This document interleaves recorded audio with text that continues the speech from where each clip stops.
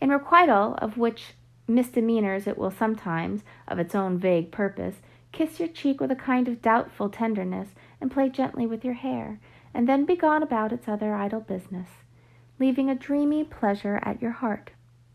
And this, moreover, was a mother's estimate of the child's disposition. Any other observer might have seen few but unamiable traits, and have given them a far darker coloring. But now the idea came strongly into Hester's mind, that Pearl, with her remarkable precocity and acuteness, might already have approached the age when she could have been made a friend, and entrusted with as much of her mother's sorrows as could be imparted, without irreverence either to the parent or the child.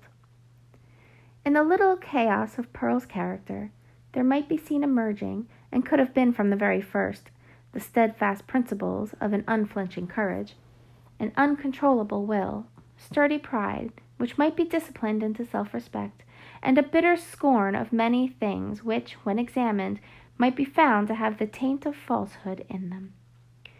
She possessed affections too, though hitherto acrid and disagreeable, as are the richest flavors of unripe fruit.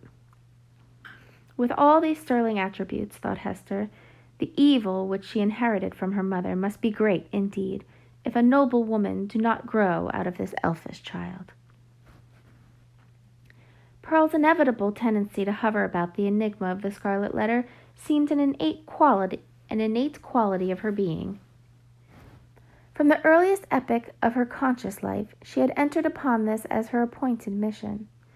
Hester had often fancied that Providence had a design of justice and retribution in endowing the child with this marked propensity. But never, until now, had she bethought herself to ask whether, linked with that design, there might not likewise be a purpose of mercy and benevolence. If little Pearl were entertained with faith and trust, as a spirit messenger no less than an earthly child, might it not be her errand to soothe away the sorrow that lay cold in her mother's heart, and converted it into a tomb, and to help her to overcome the passion once so wild, and even yet neither dead nor asleep, but only imprisoned within the same tomb-like heart?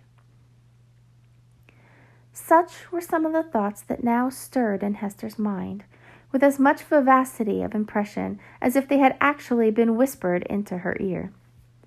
And there was little Pearl, all this while holding her mother's hand in both her own, and turning her face upward, while she put these searching questions once and again, and still a third time. "What does the letter mean, mother? And why dost thou wear it? And why does the minister keep his hand over his heart?" "What shall I say?" thought Hester to herself. "No, if this be the price of the child's sympathy, I cannot pay it." Then she spoke aloud.